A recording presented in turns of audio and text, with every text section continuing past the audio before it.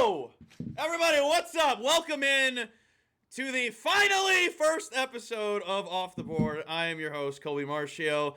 Alongside me is Jake Hassan, and behind the scenes is our fabulous producer, our favorite paisan, Matt. It's Matt Paisani, right? Matt, I always get worried mispronouncing your name. But yeah, we're part of the Better Day community and presented by FanDuel. This has been a long time coming. I feel like we've been working on this for a couple of weeks now. Jake and I only had to do 4 episodes of what we used to call Sports and Nonsense. Now Off the Board is here. So new chapter awaits. A lot of fun's going to get here. And we have a lot to talk about. WBC Final.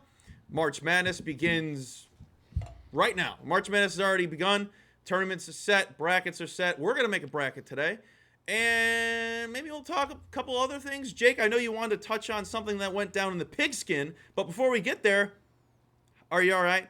Welcome back. I'm sorry that the bus treated you like that, because I'll talk for you for this part.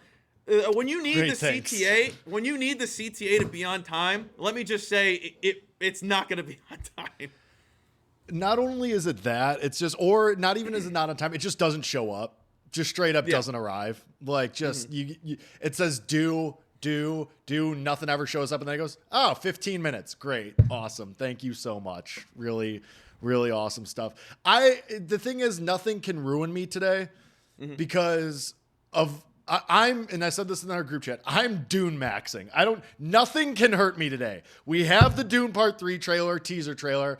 It is everything I wanted and more. I have been levitating for 2 hours. I am so Dune maxed out right now. I'm so stoked for this movie. I know you don't care, but I care. It means so much to me. Yeah, I'm not a Dune guy. I've only seen the first one. I'm still waiting to see the second one. What do you mean waiting? It's on like every streaming platform.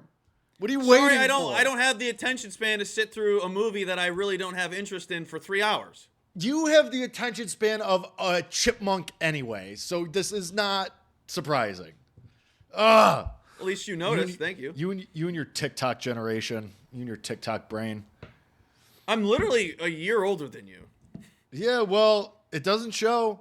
Sorry, I'm not making videos of me in the shower crying. Sorry. Yes, you have. But that was because I cashed the bet. Shout out to Femi. Femi's out there watching. I know he is. All right. Look, you wanted to touch on Jalen Waddle. We could do that at the end. We could do that at the end. We could do the NFL stuff will be evergreen. If we don't get to it, we don't get to it. We could do the March Madness and the World Baseball Classic, which is in 6 hours, 5.5.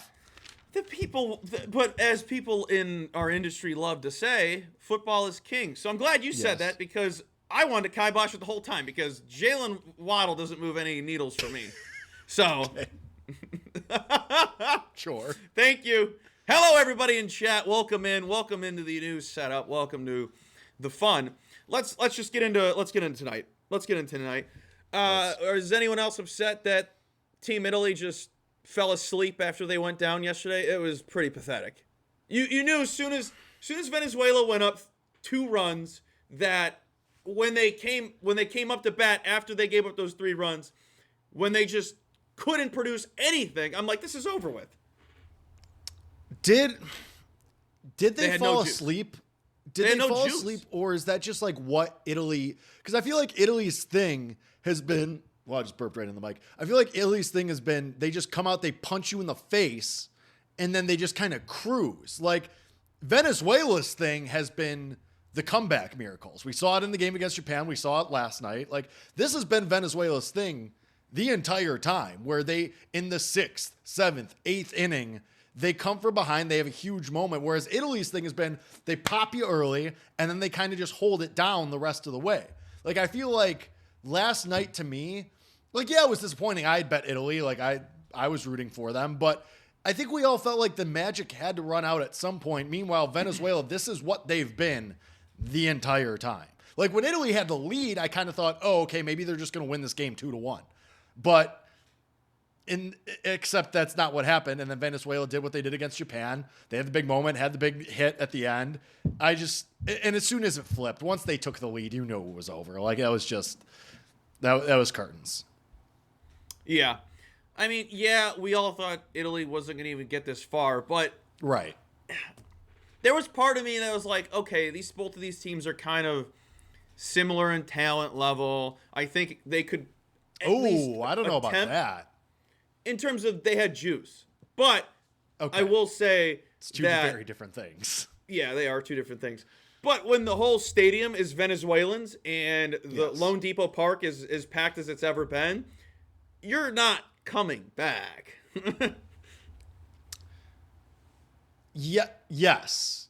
I mean, and that's what I mean. Like once Venezuela took that lead, and it even started marinating, percolating, whatever you want to say.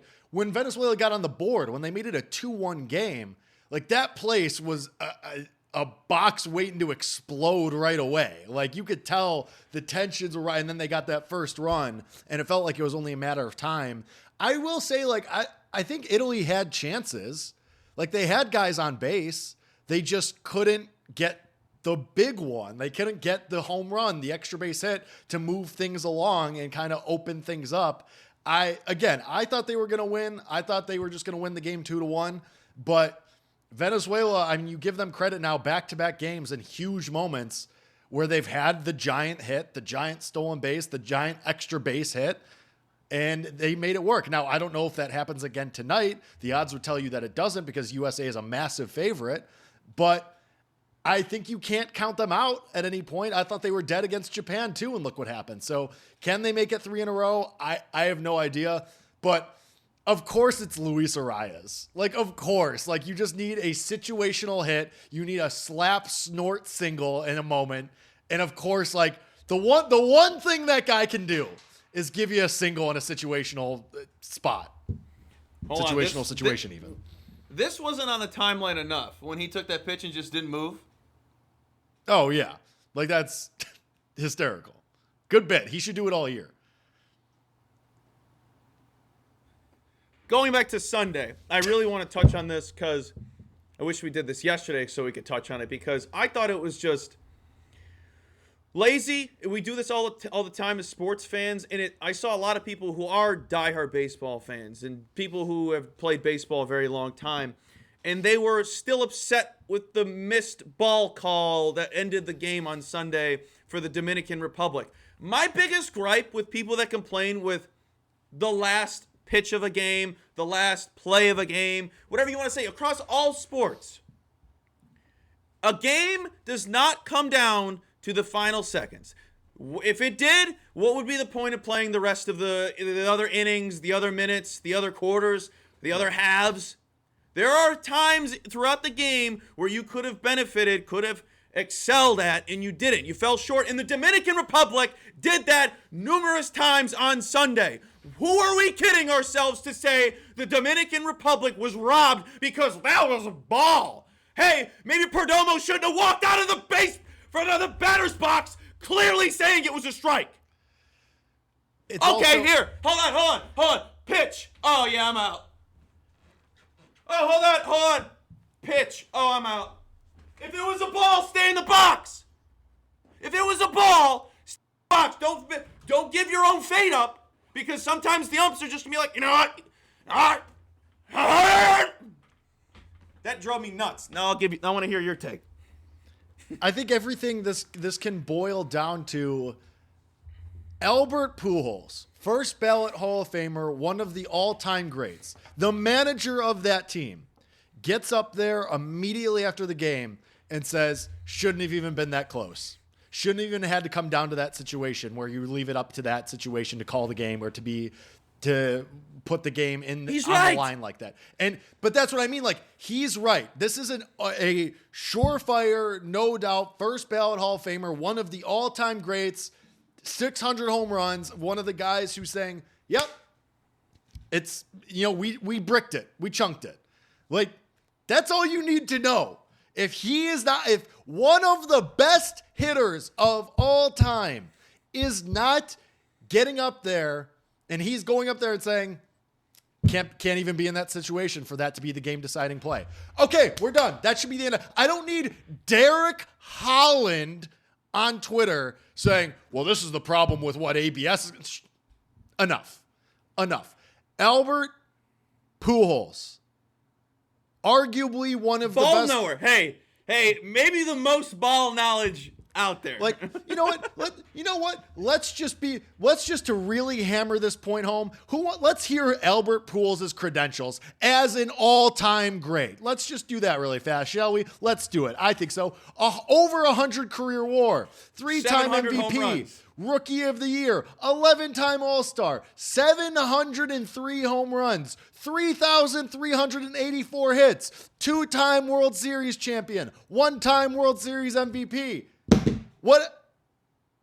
Like, this guy knows ball, and he's telling you that it was the right call and that it's on the team for even being in that position in the first place. Done. That's it. That's the conversation. Move on.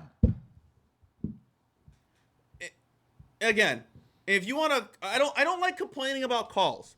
So I don't like comparing my upbringing with sports as if I was just some magical athlete. But I think my dad, who played semi-pro ball, has a lot of knowledge that I think everyone could gain from him. He's a man full of wisdom. Get on the phone. At a young age, call him. No, then he won't be able to hear you. At a young age, actually, hold on.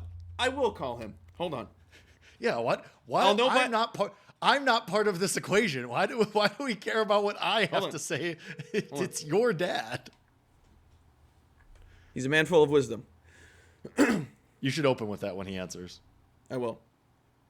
Say, hey, Dad, man full of wisdom. Oh, you're being recorded. Thanks for cussing out the gate. What's that? You're being recorded. I called to ask you a question. I'm live doing a show. Oh, my God. All right, go ahead.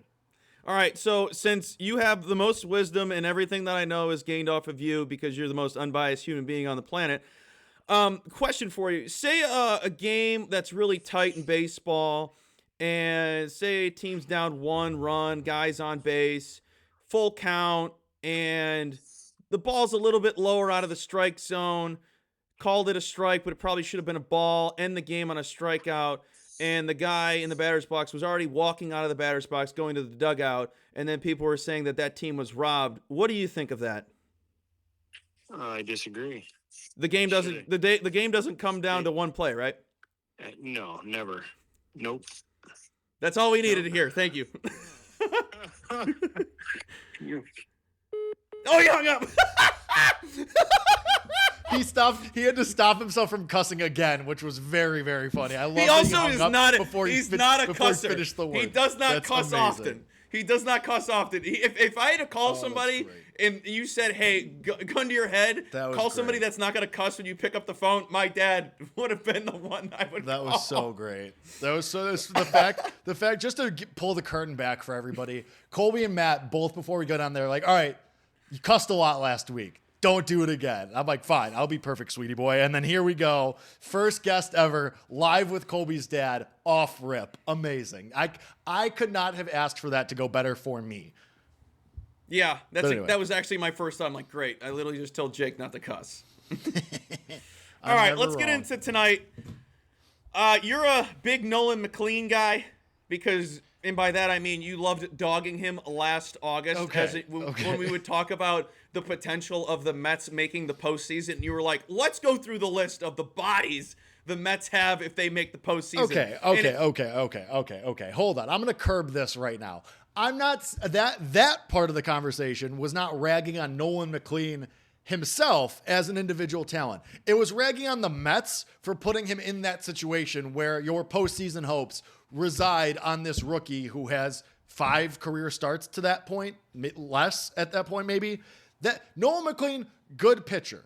There was a reason he opened as the Rookie of the Year in the National League favorite. Not anymore, as he shouldn't be. That makes a lot of sense. But he's good individually. In that context of our conversation last August, when we both were, never mind, forget it. I can't think of a good way to say that. That's clever. Anyway, it was about him being a rookie in those high pressure spots, which now you do it again, kind of in a similar situation, which we'll get to. But I don't have a problem with him as an individual. I had a problem with the situation he was put in, and then furthermore after that, I had a problem with him being the Rookie of the Year favorite. Thank you. That's my time. Yes, but to tonight, getting his redemption spot after losing to Italy, giving up a ton of homers to Italy, a ton of runs to Italy. Does he get this? It's not a revenge spot. It's just a bounce back spot. Does he get that bounce back spot? I don't think he does.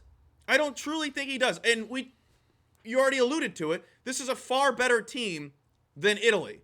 And to make it even worse for him, it is going to be the most hostile environment he's ever had to throw in his professional career. That part's definitely true. I'm trying. Why is it impossible to find? Like, I don't know. Yeah, he wasn't great. I mean, what was it? 3 and a third, 3 2/3, and he gave up 4 runs. Like, yeah, I think again, you're putting this guy with 7 career starts. I think like now, and I mean, if you want to count the last start, like 8, cool. It's like 16 innings. I just don't know, and I get you had to throw Skeens in that spot, and if the Skubal of this all is a big factor, and the Joe Ryan of it all was supposed to be a big factor. Like, I get it. He's hit 8 career starts in Major League Baseball. Here you go. Here's Here's Ronald Acuna Jr. to start things off in the biggest start of your life, kid. Good luck. This could have been done. Like when he was first on the roster, I thought, okay, not bad, can get him through pool play. I didn't think he'd be in this situation. And again, Skubal doing game 1 7. start. Game 7, if you will. And again, like Skubal, like at the last second going, oh, I'm only going to do 1 start. And then Joe Ryan having to leave for injury. Like there are certain things here that happened that maybe if things had gone the way that they were expected to, McLean had started the quarterfinal game or something. Or maybe not even at all. Maybe he'd be in the bullpen. So yeah, I can't feel good about it. And that's why, I mean, we can not belabor the point. I like the over 8.5 tonight. Like it's the ghost of Eduardo Rodriguez for Venezuela. Here's a washed lefty going against Bobby Witt Jr. and Aaron Judge and Matt, Kyle Schwarber. Like or is it me? All right. Apparently it's you a problem.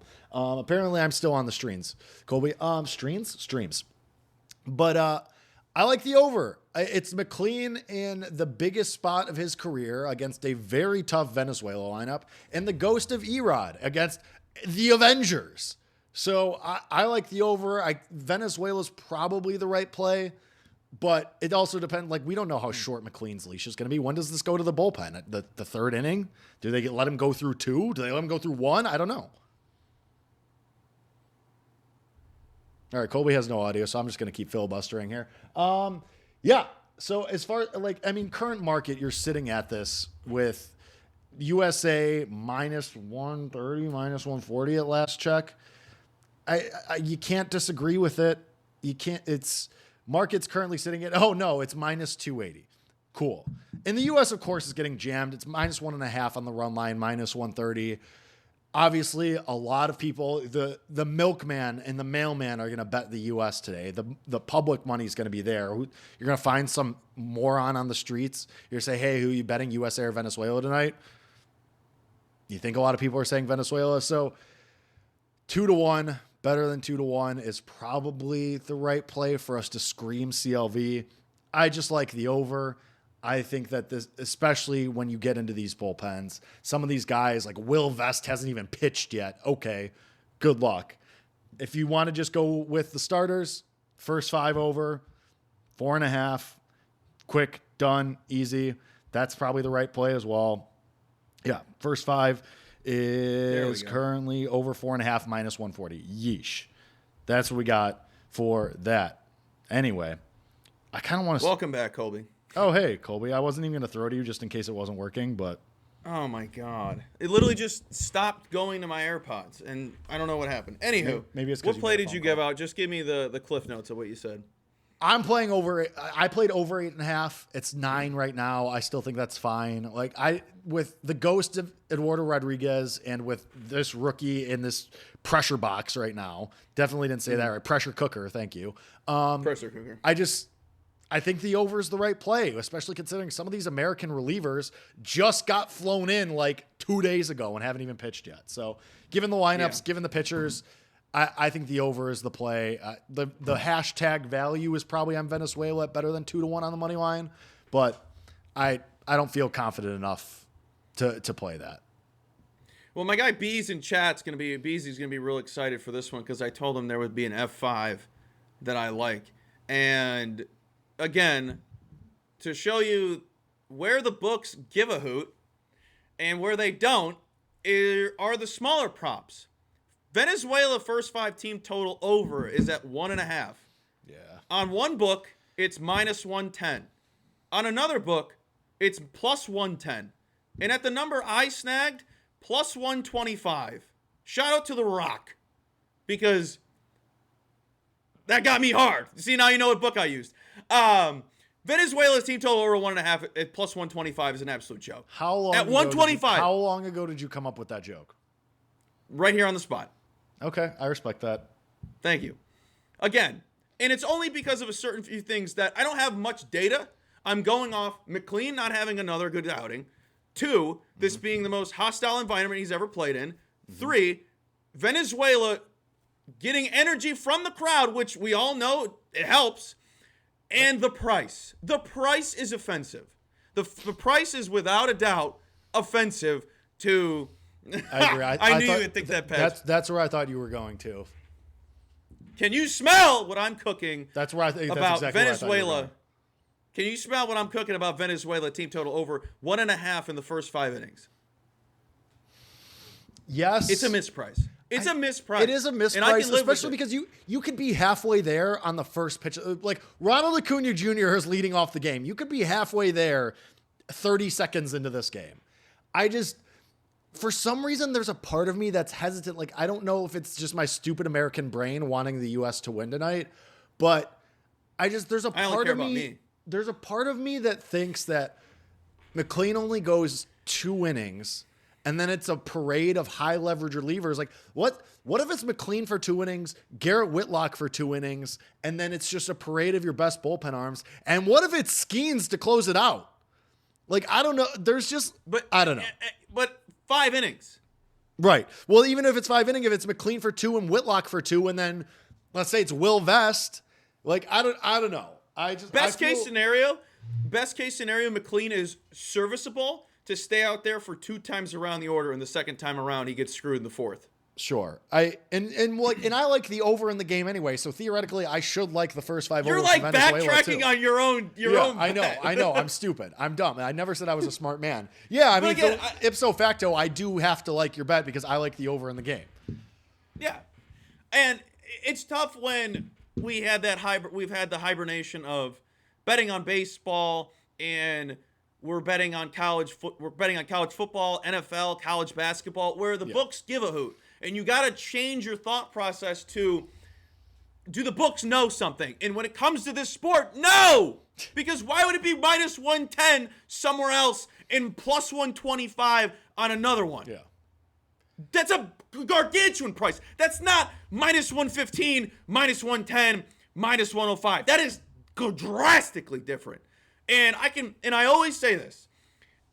When it's a first 5 team total and you already like the offense, it's 1.5. It's always a go, because you're never going to get plus money unless it's like a playoff atmosphere-esque type like this, which you will see in the playoffs come October. I mean, I took the Guardians half a run in the first 5 against Skubal because I thought that was a joke.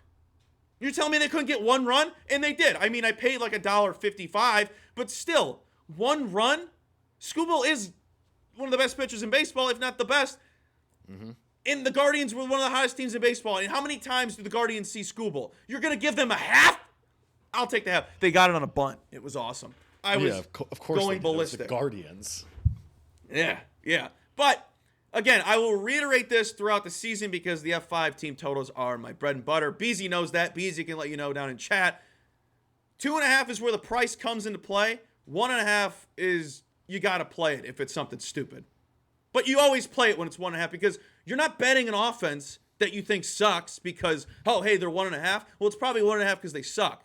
Unless you like them and you see that. Then it's a wrong misprice. Speaking of which, and speaking of like wrong prices and like process betting, do we just have to take Venezuela's plus 1.5 on the run line at plus money? We should probably just be taking that, right? I mean, who has the United States murdered in the last couple games? What? Nobody. Who have they put up runs on? Is what I'm trying to say. Yeah. That's what I mean. And my point being, like, in Major League Baseball, all these, like in the regular season, when you get plus money, semifinal games have been close. Yeah, and when you get plus money in the regular season during MLB season, if you see plus money with plus 1.5 on the run line or more, you usually just take that. Like, you just don't think about it. You just do it because of how close I'm going to do it right now. I'm just going to bet Venezuela plus 1.5 right now, plus 105. I mean, everything you're saying still correlates to the first 5. Right? Yeah. It's just. I'm saying because you're like I don't want to say it and talk about it and then it does and then it happens and I didn't bet it, so I'm just gonna bet it. Well, then we bank on somebody in chat who thinks you're a smart, handsome, single young man who's looking for a kind woman. All those things are true. Person to tail. Excuse me. Pardon me. Slip there. There's also, side note, there's been a lot of tweets on my timeline where it's like women being like, if you're hot, make sure your profile picture is you. Or it's like the hottest people love baseball. And I just wanted to tag you and be like, Jake Hassan's single. So true. I have not seen those tweets, but it's cool. Hey, if you ever need a 2-man, whoa, wingman of the century right here. Whoa. No.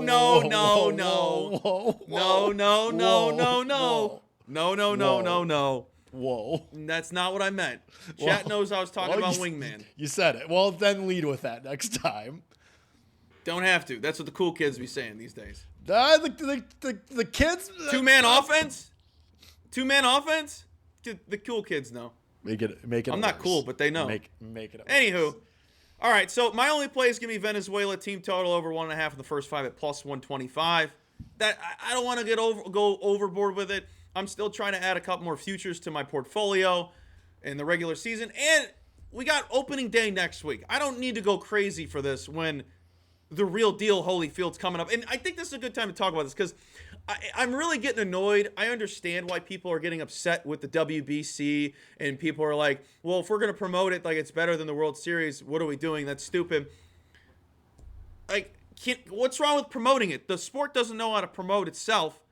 God forbid we try to promote the in-season tournament, which is actually the preseason tournament.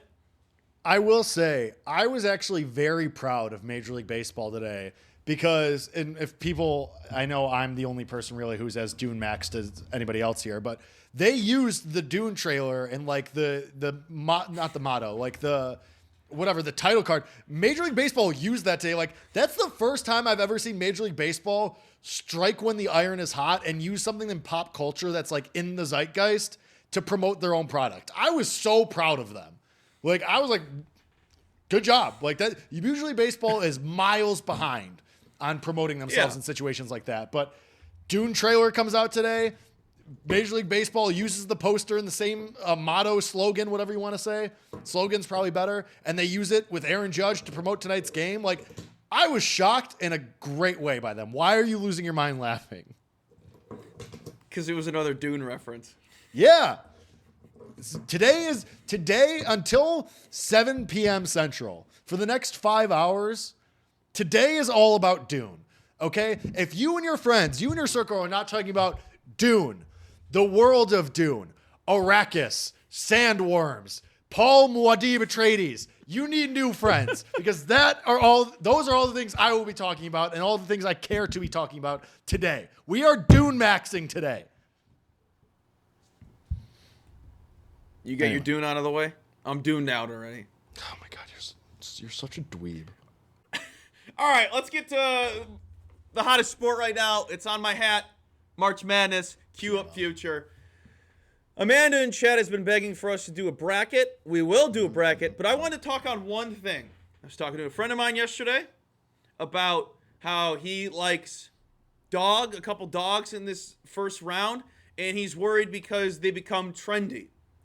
This is where I want to say trust your process, folks, because the first round is the most notorious for people just going, well, if you bet every underdog over the last couple of seasons, it's been profitable.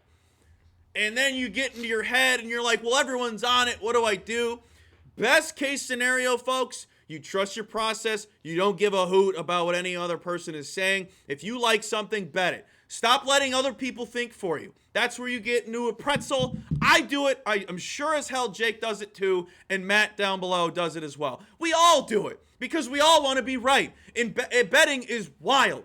Betting is insane because you're being a hypocrite saying this is right on one bet, and then you're saying that would work in another bet. It's all about just finding angles. And if you can find angles, you can have fun, and you win more than you lose. That's the name of the game. So my advice to anybody out there, it's like, well, that's a trendy dog, but I really think Santa Clara is a really good pick. Bet it! What, you've never lost before? Bet it! Go! Go do it! You live once. God forbid you lose. Pick yourself back up. Just bet responsibly. This isn't me saying go crazy, spray the board, blah, blah, blah, blah, blah. This is me taking my own advice as well. Trust your process, trust your thought process, and trust your God-flipping plums. Jake Hassan. I mean, yeah, I got nothing to add to that. I think you've hashed out the point very well here. Like, yeah, the thing with the tournament is too, you can find a million different arguments or a million different data points to support whatever your argument is going to be. Time out! My dad texted me. Oh boy. My dad texted me. He goes, sorry, big guy, was in a really good mood. Incredible. No notes. No notes. All right, None. I'm sorry for cutting you off. That's just too damn funny. No, that's it. Like you can find any trend you want for the tournament. This tournament has been going on for decades. There's a million teams in the tournament. There's a million games. So thusly, I don't know, whatever. There's a million trends that you can nitpick and cherry pick. It's just stick to your process. If you like a trend and you feel it supports what you're building through your process, sure, use it as a supporting argument, but I don't think you should use it as the argument. Yeah. And with that, Matt, would you be so kind and pull up the bracket so we can make the off the board bracket? My dad said, I meant that in a jolly way, FYI. Sure. Oh, you're fine. That was funny. All right, let me move my notes over because what is this? There we go. No, it like combined, right now, so it was like split.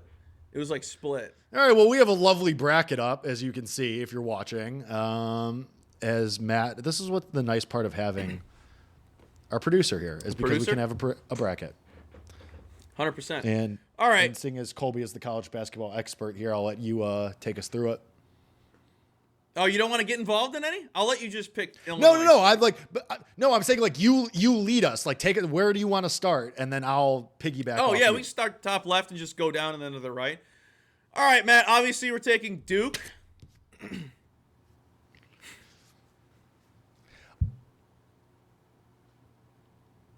And then Ohio State, TCU. That one is an interesting out of the one seeds. Out of the one seeds, doesn't it feel like everybody's going to be betting Duke? And wouldn't it be kind of funny if they were the one to lose? Yeah, because they're already coining them the best advanced metrics team ever. That also like if you were going to pick one of the insane. one seeds, if you were going to pick one of the one seeds to lose in the first round. Who does Michigan play? Arizona plays. Does it matter? Oh, they don't even have it yet. Yeah. Like it's Duke, right? I think all four are winning. I don't think there's going to be an upset this year because here's the thing. It's not Fairleigh Dickinson. It's not UMBC. It's Siena. NIL era. It's NIL era. Like Kentucky's $22 million roster, everyone wants to talk about Santa Clara. Siena does not even have a gym to work out in that's as nice or even as close to Duke's. They're at the YMCA. So I understand what you're getting at because that's the beauty of this tournament. Like we want the chaos. We want We want the best of the best to fall, so then we can complain about who's in the Elite Eight and the Final Four, being like, well, technically the best teams are here. I hate that argument. I hate that stuff.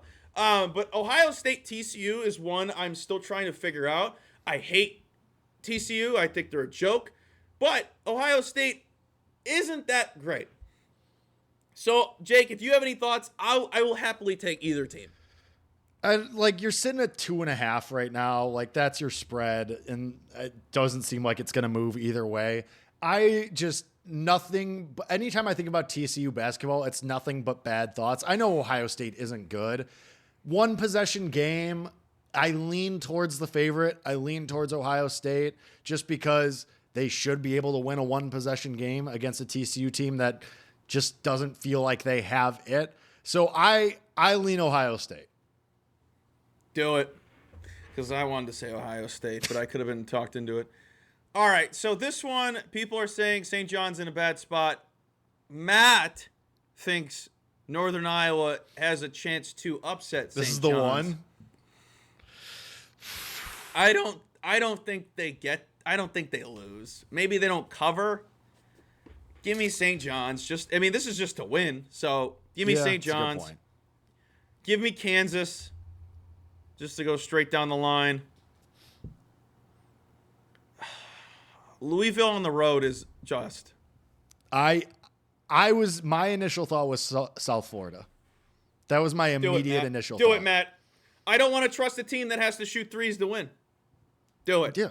I mean, it's also like it's our first one so far, 11/6. So like that's always popular too. Classic. Say, trust the trends, folks. Remember, trends. Are the trends your friends? Depends. Oh! Wow. A name I wasn't expecting to hear, but also on the same thing. And of course, going full blown South Florida to the Elite Eight. What is that? He price? probably came in when I said just get Kansas out of the way, and they're winning that game. Michigan State, do it. Give me UCLA. Yeah, that makes sense. Oh, God. UConn. But here's the thing. We can talk about if you like the spread or like a total in these games as we go by. I think that's just a more fun thing to do. UConn Furman. Again, this isn't South Furman, Florida Virginia. 40-1 to make the Elite Eight, by the way. Well, Nate Dogg the Frog probably put a nice little Debbie money on it. I don't hate it. Anyway. We're losing early. Here's my thing with UConn Furman. Nate Dogg, stay in here. My group chat CLV Warriors likes UConn. But again, this is the other thing with gambling. They've said that UConn downplays all the bad teams. Maybe UConn is a non-conference neutral site merchant. I lean with Furman on the points. Am I going to bet it? I don't know. Matt is betting it. Matt has bet it. Producer Matt has bet it. UConn's going to win that game, but I would lean hard. I might get there. I have yet to take a side in this first round. I might take Furman. Man, all right, I'm so 20.5. That is a massive spread, obviously. I worry that UConn is just going to now. You got to lose to UCLA. Matt, you can hit that now. They lose to whoever that team is. Whoever wins that one, even if we're wrong, they lose. They're not good. I don't. Every time I hear somebody talk about them, I'm like, are you watching it or are you just looking at the numbers? Stop. This is when you take the advanced metrics out and you actually watch the goddamn games. Who has UConn dominated aside from Florida on December 13th? You hate that game because it was so long ago. You hate that game.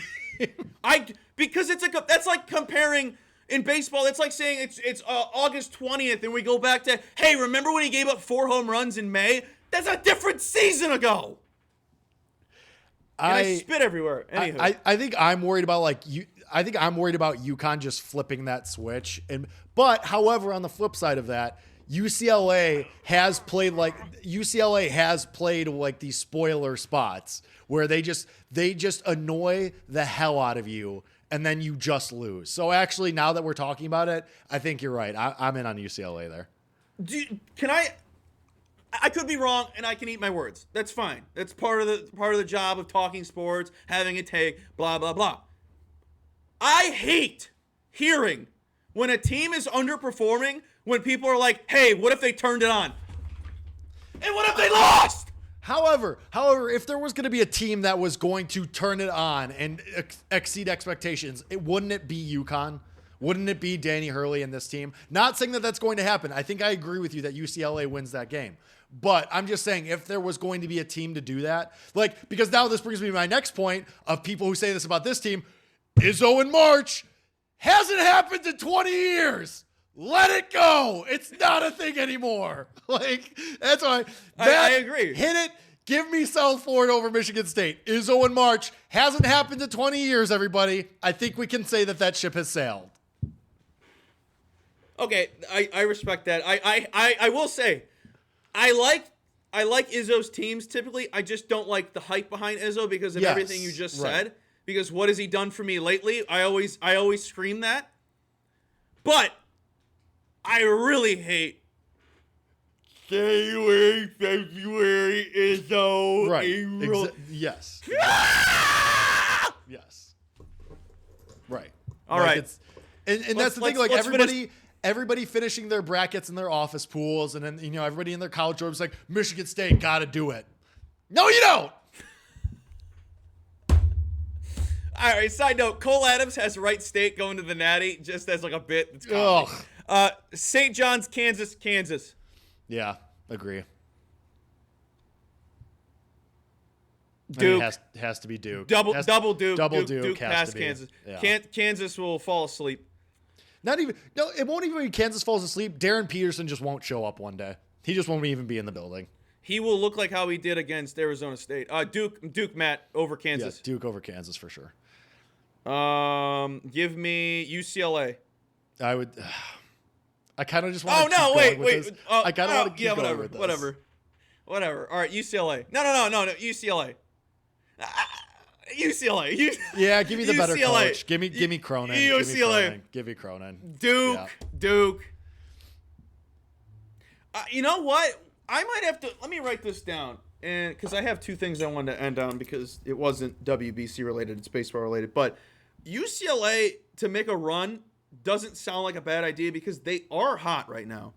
UCLA futures. They're kind of like Jake Hassan in the summer. Duke, yeah, all right, we can scroll down. What's the next region? Florida. I mean, do we just put Florida all the way to the Final Four and be done with it? Is that? I have a Florida Natty, and I know you do. That's why I'm saying that, and I have no reason to disagree with them. I don't have any pieces of that, but how do you go against this team right now? This is a fun matchup, and the problem with liking Iowa is that means Bennett Sturtz has to be perfect. Matt, is that you saying you like Clemson? Click it then. I'll let Matt have his choice. Matt, if that's you clicking Clemson, all right. do it. I kind of like Iowa. Just know Florida's winning. Yeah, because it doesn't who's matter. Preparing Clemson for Florida besides, they play Duke? Yeah, it doesn't matter. Give me Vanderbilt, I guess. Dude, so really quick, this is a game that I'm absolutely betting, and I'm going to wait because everybody's going to buy into the McNeese hype, and the trainer and the whole thing with him again is going to happen. And everybody's going to bet. It's already happening, Colby. I have it pulled up right now. People are already betting McNeese. This is already going to move. It's 11.5. There's juice to McNeese. This might close. We might get, CLV, hashtag value. I'm just going to wait till the last second and bet Vandy. Because people, you go ask somebody on the street, as soon as the clips start coming, what's the trainer's name? Amir or something? As soon as the clip, it already started. He's back. Shut up. I'm going to bet Vandy at the last second. Can I just say, him being back is just what's problem with our society. We can't find anything new. We have to ride the coattails of the dude that wrote or got us fun stuff last year. And let me be really clear. Let me be extreme Barack Obama voice. Let me be clear. Good for him. Get that bag, King. Do whatever you got to do. I'm not doing this. Hold on. Colby, you would say no if somebody was going to throw the bag at you to be the mascot of the team for a second straight March Madness. You're saying no to that? Be so for real right now. Nah, dude. Put them fries in here. Put them in here. And I don't disagree with that. But so to that point, if somebody is going to approach him, if the NCAA, if some sponsor of the tournament is approaching him and saying, hey, man, we want to use you for content, he's going to say no to that? Don't be ridiculous. I am pro get your bag, so I won't make a comment. Right, that's what I mean. But I just want to say Sister Jean didn't do that.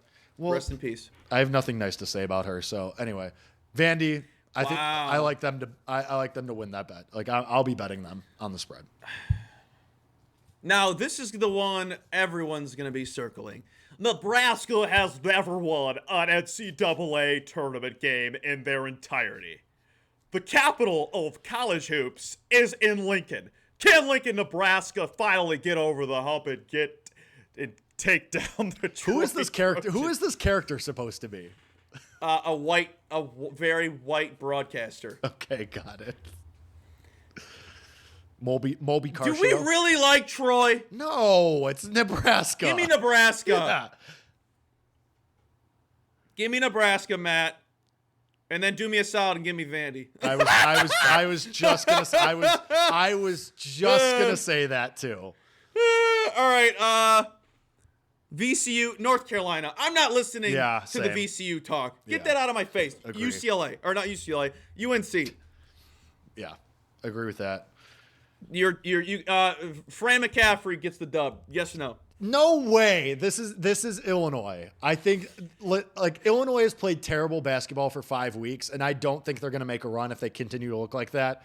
But I think the one guy that they would have wanted to see was Fran McCaffrey in this point, so they can shove him in a locker one more time. I think this is kind of a get-right spot for Illinois. St. Mary's on the next one, and then Houston. Agree on both. And then give me St. Mary's against Houston. Yep. Give me... I'll let you pick. I'll let you decide their fate. That's your team. I don't know. Is this the biggest... UNC and Illinois, is this the biggest fraud game of the tournament? Just like... That's why I'm not even making a choice here. You decide the fate. Oh, God. I guess Illinois... System of the fate. I guess Illinois, but then St. Mary's beats whoever wins that game anyway. So yeah. All right, Florida, and then Florida again. Florida against St. Mary's will have me plastered to the couch. Plastered. Full blown, stuck to the couch. I mean, that's just the over, right? That game is just over Central. Be tough, because St. Mary's is super slow. I think... They shoot all right, well though. Give me. All right, let's go to the top right, Matt. Here we go. Arizona.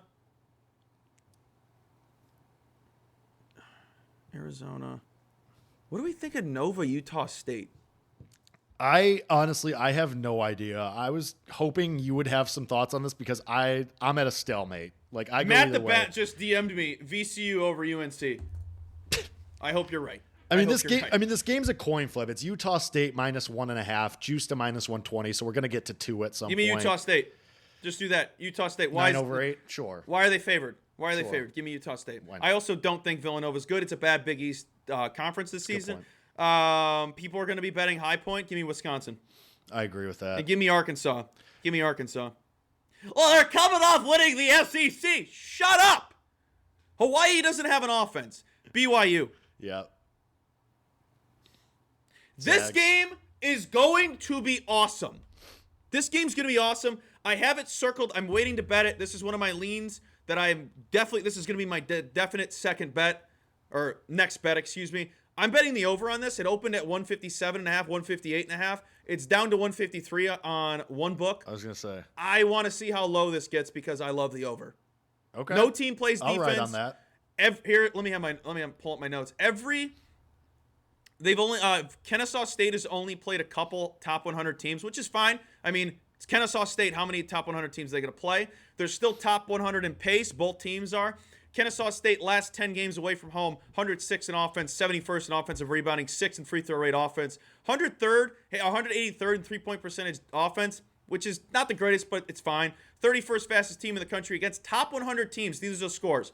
South Florida, 108-89. Bama, 92-81. Sam Houston, 93-87.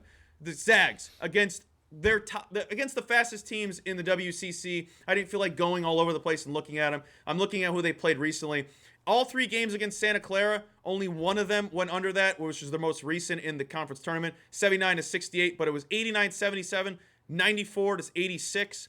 San Diego, 99-93. Pepperdine, who has no offense and is one of the worst teams in that conference, if not the worst. They probably are the worst. 96-56, 84-60. Kennesaw State is a far better offense than Pepperdine. I think it's an over spot without a doubt. But it's still going to be the Zags. Yeah. I don't know if they cover, though. Ooh, you don't know if they cover? No. 20.5.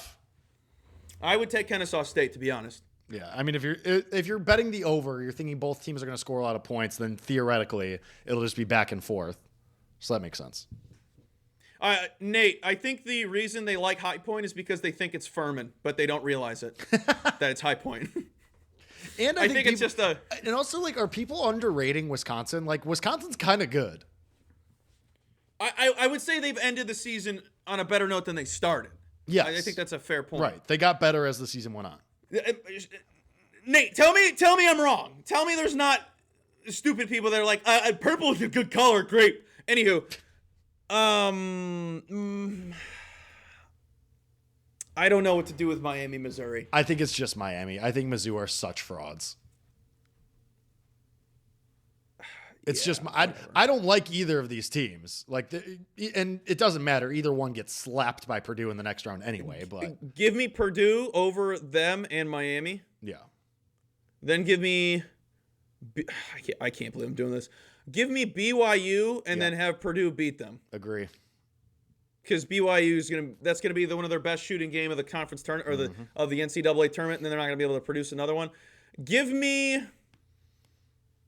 I say Wisconsin. Scroll up, Matt. Arizona over Utah State, easy, no brainer. I would say Wisconsin then Arizona. Nate, no, we're not trusting Matt Painter. No. These are the cards we were dealt. We were dealt these cards. We didn't get to this spot by ourselves. Also, unfortunately, like after the last couple of years, we do have to adjust the goalposts on the Matt Painter slander. Unfortunately, pains me to say. People forget they went to the Natty a couple years ago and got embarrassed. People do forget that. I like Wisconsin. Nate, what did you pick for this one? We all know I love Arkansas for no reason. I still think Wisconsin will be super I'll overrated. let chat decide this one. All right, they're saying Hogs. Hogs out. They was one person. Yeah, well. Wait. Amanda, who's winning this one? Well, Amanda's in here. Anybody else in chat? Who's winning this one? Yeah, right. I mean, Shags makes a good point. Like, Zona just... All right, so now we have me and Amanda on Wisconsin, you and Shag. Matt picks. So I was going to say, Matt has to be the tiebreaker here. Picks. Matt puts onus on Matt. Let's go. Love it. Arizona. Yeah, 1,000%. We're literally Jay Williams last year right now. Let's change it. I was going to say, are we just going to go all one seeds? Is this going to suck?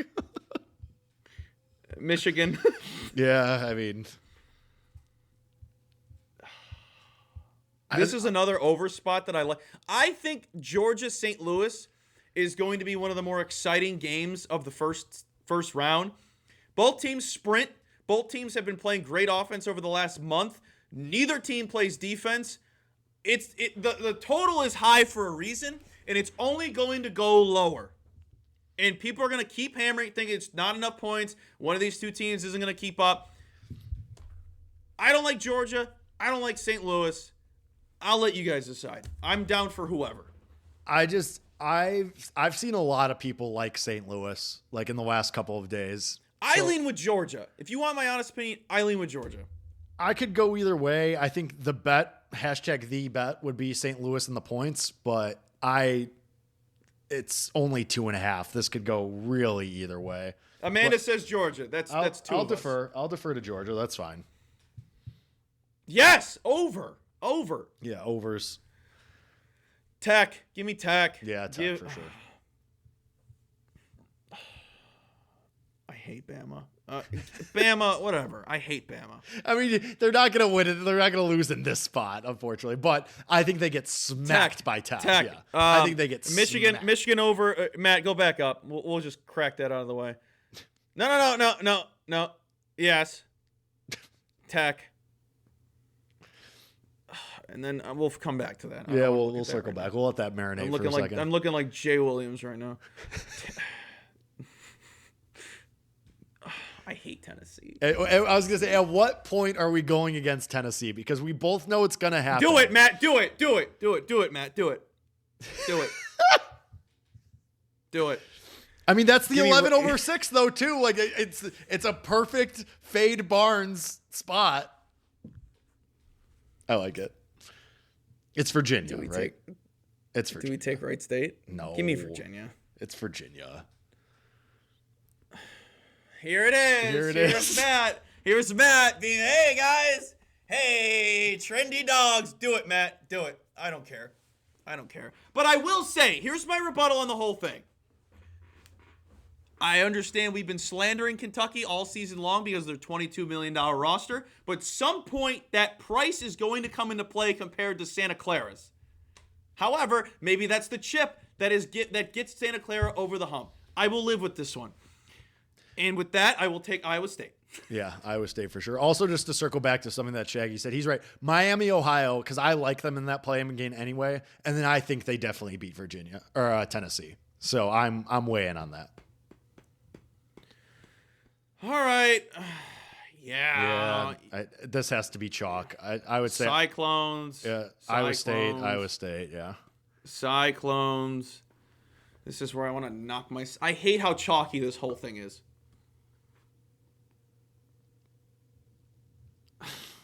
Is this where the Michigan clunker... Like, Give me Texas Tech. I was just gonna say, I was actually about to make the case for Red Raiders because we've seen the upside of Tech. Like, there's been times where Tech has looked like a top 5 team in the nation.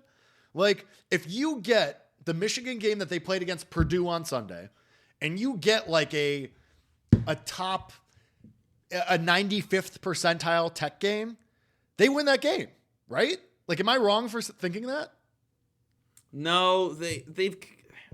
Like, the Michigan clunker will come at some point again.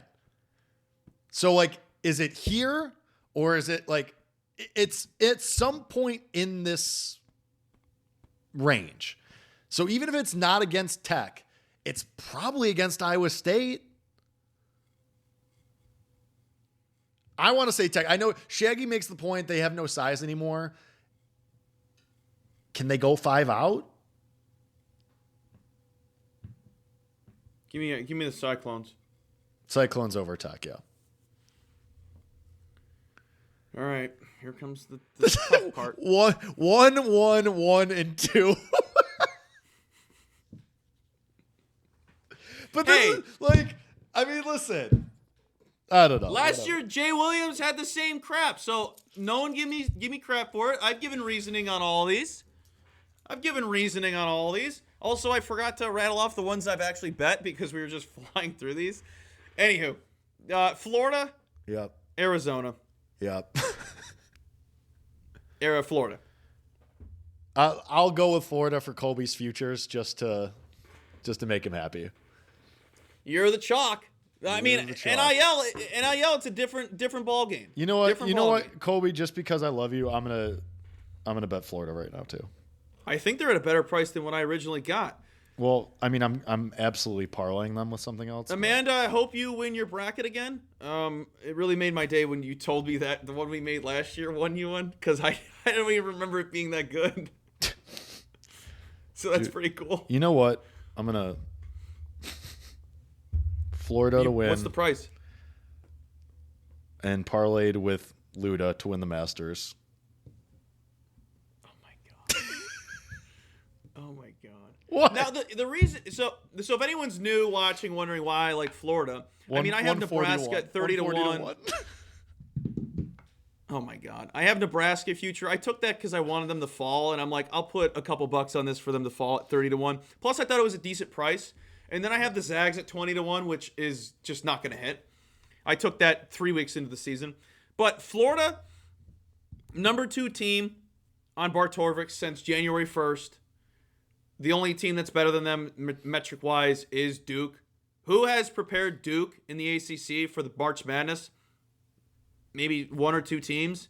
Florida has endured one of the toughest schedules. I think the 6th toughest schedule in college basketball. The SEC isn't as good as it was a couple years ago. It's still a gauntlet. Every team is within the range of the top 50. So I think every single game prepares them for this tournament. And I think for the price that I got at 11-1 was well worth it. I think you can get a better price right now. Jake, what was the number you saw? Well, I had a bad number. It's 8-1 is what I saw. Oh. If you can get 10-1 or better, bet it. Anything below that, wait. But I really like Florida in this tournament. They're fun. They play extremely good defense while running fast. That's very rare. Where did we put Houston? Who lost to Houston? Or who did Houston beat or lose to? Oh, yeah, St. Mary's. Good spot. Good spot. Okay, so I have a bet in that first round in Houston. Okay. And it was the first bet I took to start my betting for the tournament. I took Idaho team total under 55.5 at -115. They've only played one team in the top 100, and it was Notre Dame, and they only managed to score 65 points. And that seems like a ton because Notre Dame sucks. They have not played a single team in the top 50. Notre Dame, to tell you how bad they are defensively, 202 in EFG percentage defense, 338th in turnover defense, 259th in 2-point percentage defense. Idaho away from home, 203 in adjusted offensive efficiency, 240th in free throw rate offense, 203 in offensive rebounding, 177th in offensive 3-point percentage, 198th in free throw percentage offense. Houston, worst team they played since Middle Tennessee State back in December 29th. This is the number 5 defense in the country. 9 teams outside of the top 100 that they played averaged 51.7 points. I don't think they cracked the 50 mark. That leads me to my second bet, which is also another team total under. Bring me to the Duke-Siena game. Siena team total under 53.5. Both teams 326th in adjusted tempo since January 1st. Siena has played in the 3rd easiest schedule in college basketball this season. Should I go on? Probably, because I wrote it out. Played one team inside the top 100. They scored 60 against Indiana. Indiana's 100 spots faster than Duke. Duke since Jan 1, number 1 defense, top 10 in rebounding, 6th in free throw rate defense, 65th in 2-point percentage defense, and 56th in 3-point percentage defense. They don't score 50 either. Which leads me to another 1 seed. I'm taking Arizona's team total over 90.5. 6th best offense in the country. Number 3 in their 17 games away from home. 48th in pace. LIU, Long Island, fins up. 339th easiest schedule in the entire country this season. Has played 4 teams in the top 100. Allowed Notre Dame. Remember how bad I told you they were, even though they're in the top 100? They allowed Notre Dame to score 89 points. Their tempo is 253rd. Illinois, 98 points, 270th in tempo. Mississippi State, 87 points, 68th in tempo. Georgia, 89 points, 11th in tempo. Arizona is one of the best teams in the country, if not the best. They should get 90 in their first game of the tournament. Are in situations like that, are you not? I'm clearly not, because you're betting it. Like the argument, people. Am I worried of the look ahead? No, of like taking the foot off the gas at the end of the game. Like in these big spreads games, especially like these 1 versus 16 seeds where the spread is 20, 22, 25. No, I know. Yeah. So my reasoning is because I think they score 100. Okay, sure. I think they score 100. So them taking their foot off the gas would be 91 points in my opinion. Okay. But I understand this is Long Island's Super Bowl. But also, what has prepared them for this game? That's how I think of it. I mean, they play one of the easiest schedules in college basketball. Arizona playing 85, 75% is still capable of putting up whatever. And then all those other teams that I read off, sure, that was in November, December, like I usually say I don't care about. But tempo and just power of the team, like how talented the team is, Arizona's better than all those teams I've rattled off. Okay. So you could argue it's lower than it should.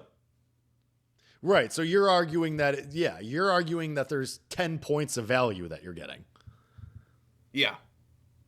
I'm into that. I wouldn't ladder it. And I wouldn't take, and if you want to go safer, I don't even know if it's safer because I don't even feel safe taking it, first half team total. Okay. Because what if the second half, they improve, they're working out things. That's how I'm looking at it. I mean, you love a team total over, like that's your, to use the term you used earlier, bread and butter. So, I mean, however you got there, I'm inclined to trust you on it.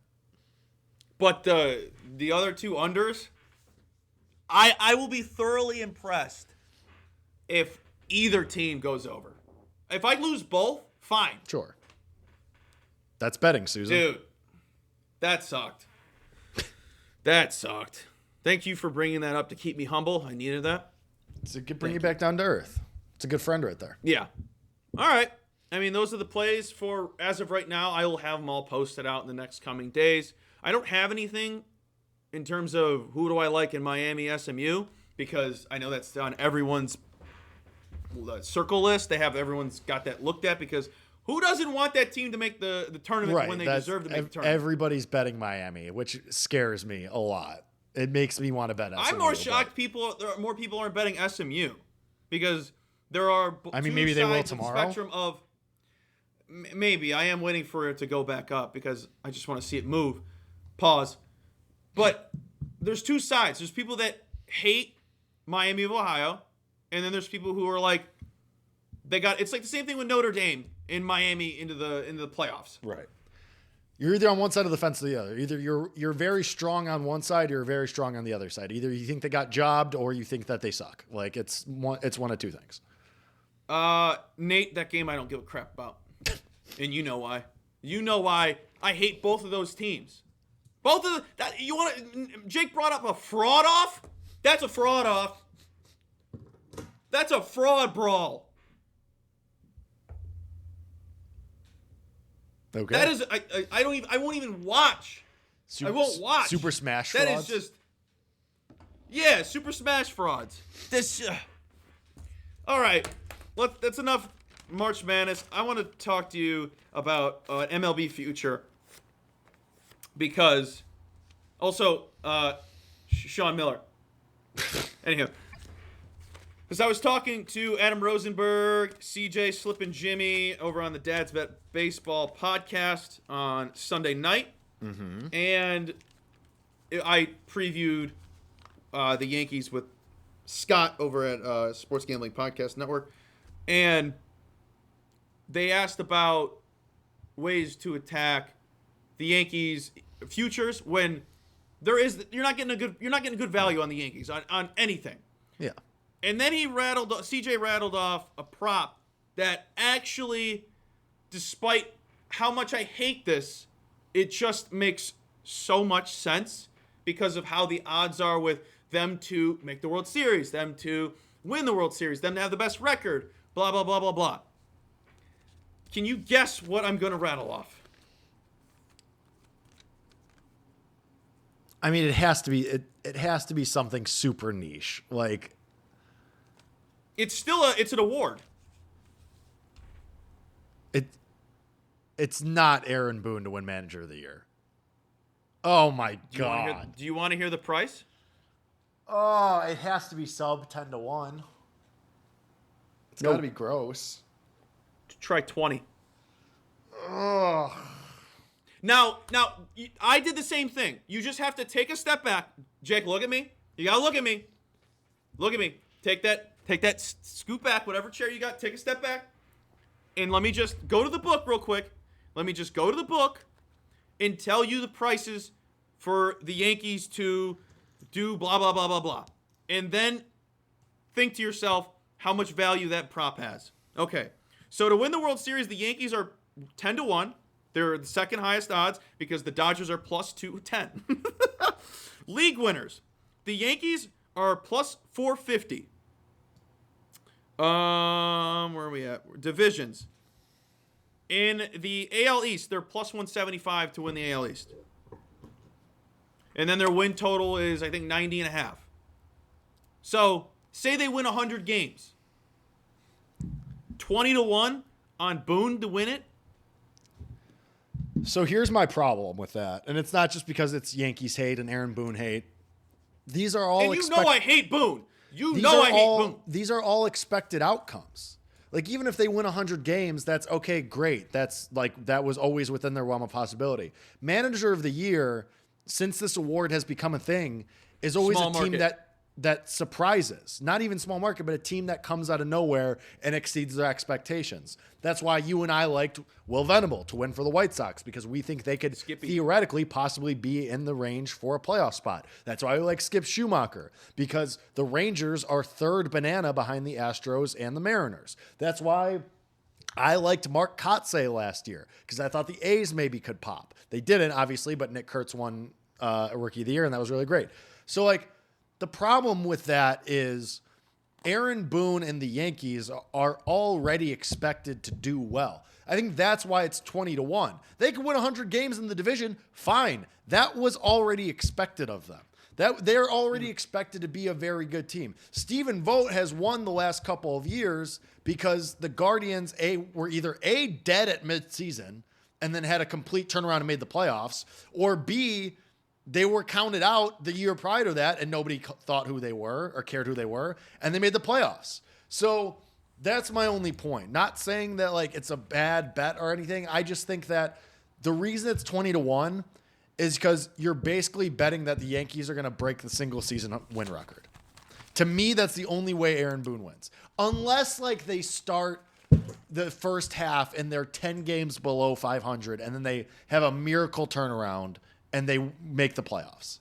Like, I just think that when you're like, that's great. You read off of those prices, like they're second favorite for this and favorite for the division, That, in my opinion, is even more of an obstacle than for Boone to win this award compared to a Venable, a Schumacher, a Kotsay this year, possibly. Like, I just think there's too many. They're too good.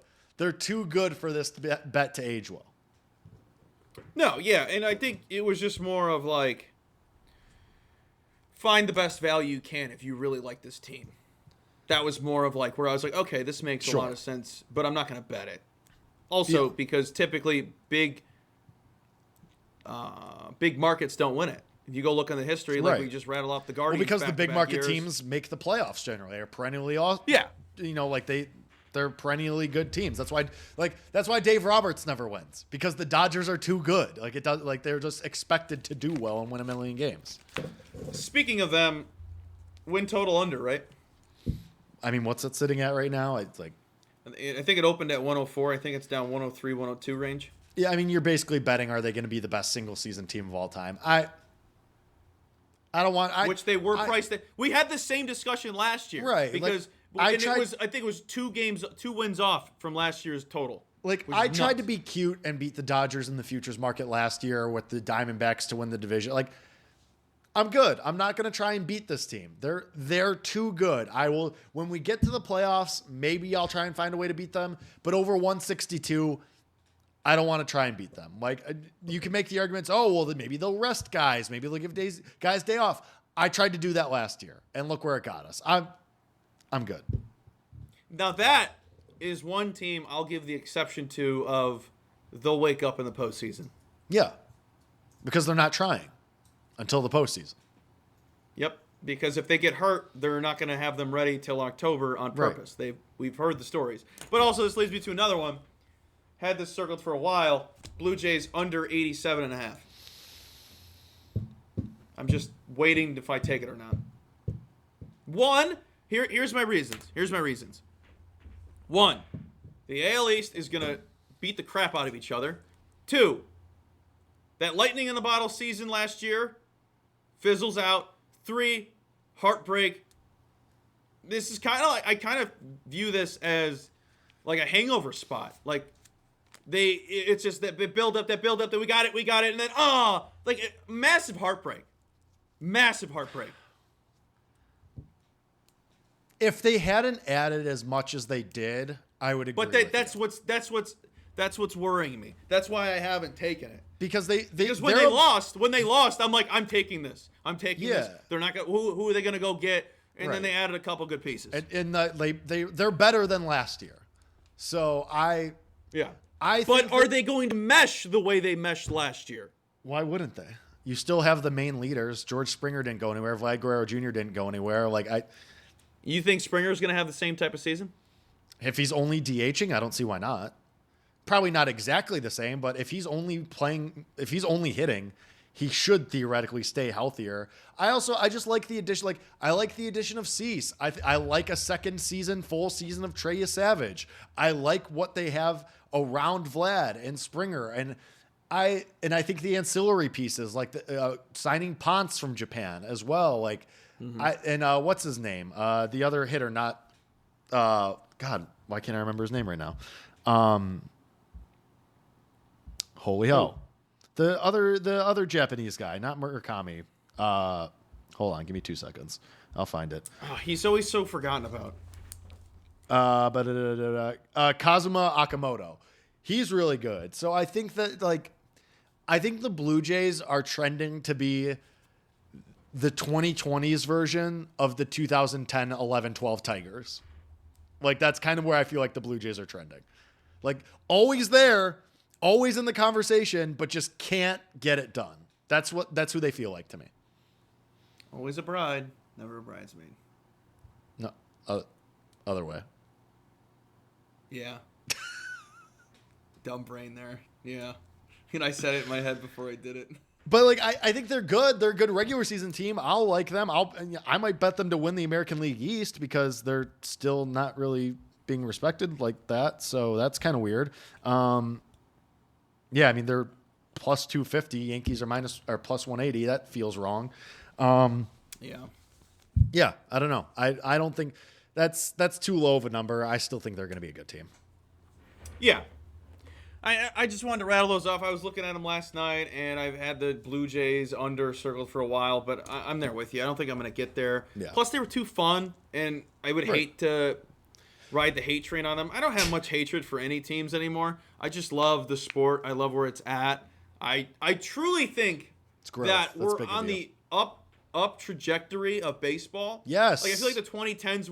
I think of the 2010s, I really didn't care for it like I did when I was a kid.